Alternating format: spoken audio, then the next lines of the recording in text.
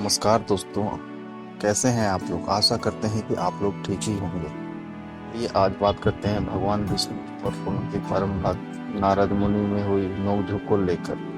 आखिर किस बात से नारद मुनि भगवान विष्णु से नाराज हो गए और किस तरह इसका निवारण किया भगवान विष्णु ने। तो कथा आरंभ यहाँ से होती है।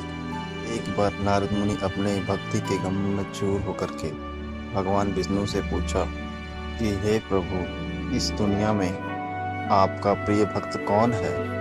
तब भगवान ने कहा, मेरा एक भक्त है जो अभी धरती में वास कर रहा है। वह एक छोटा सा किसान है जो मुझे बहुत प्रिय है। इसे सुन नारद मुनि बहुत नाराज हुए और उन्होंने कहा, हे प्रभु, आपका सबसे बड़ा भक्त तो मैं हूँ, तो फिर मैं क्यों प्रिय नहीं, वह किसान ही क्यों। फिर भगवान विष्णु ने कहा, इसका जवाब भी तुम ही दोगे। जाओ उसके घर एक दिन रहो और सारी बातें मुझे बताना। नारद मुनि सुबह सुबह उसके घर पहुंच गए। देखा तो सुबह सुबह अभी किसान जागा है और उसने सबसे पहले अपने जानवरों को चारा वगैरह दिया, फिर मुंह हाथ धोए, दैनिक कार्यों से निर्वत हुआ। जल्दी जल्दी भगवान का नाम लिया, रूखी सूखी रोटी खाकर जल्दी जल्दी अपने खेतों पर चला गया। सारा दिन खेतों में काम किए और शाम को वापस घर आया। जानवरों को अपनी अपनी जगह बांधा, उन्हें चारा पानी डाला, हाथ पांव धोए, कुल्ला किया।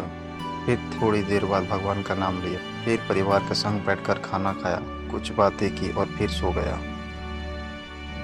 अब सारा दिन यह सब देखकर नारद मुनि जी भगवान विष्णु के पास वापिस आए और बोले, भगवान, मैं आज सारा दिन उसके संग, लेकिन वो तो ढंग से आपका नाम भी नहीं ले सकता। उसने तो थोड़ी देर सुबह थोड़ी देर शाम को, और वो भी जल्दी जल्दी आपका ध्यान किया, और मैं तो 24 घंटे सिर्फ आपका ही नाम जपता हूँ। क्या अब भी आपका सबसे प्रिय भक्त वो गरीब किसान ही है। भगवान विष्णु जी ने नारद का बात सुनकर कहा, अब इसका जवाब भी तुम मुझे खुद ही देना।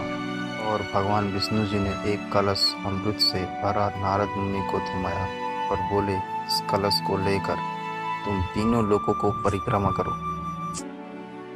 लेकिन ध्यान रहे अगर एक बूंद भी अमृत नीचे गिरा तो तुम्हारी सारी शक्ति, भक्ति और पुण्य नष्ट हो जाएंगे। नारद मुनि तीनों लोगों के परिक्रमा करके जब भगवान विष्णु के पास वापिस आए तो खुश होकर के बोले, भगवान, मैंने एक बूंद भी अमृत नीचे नहीं गिरने दिया। विष्णु भगवान ने पूछा, और इस दौरान तुमने मेरा नाम कितने बार लिया, मेरा स्मरण कितने बार किया। तो नारद बोले, अरे भगवान जी, मेरा तो सारा ध्यान इस अमृत पर था, फिर आपका ध्यान कैसे करता। भगवान विष्णु ने कहा, हे नारद, देखो उस किसान को, वो अपना कर्म करते हुए भी नियमित रूप से मेरा स्मरण करता है, क्यों जो अपना कर्म करते हुए भी मेरा जाप कर, वो ही मेरा सबसे प्रिय भक्त हुआ।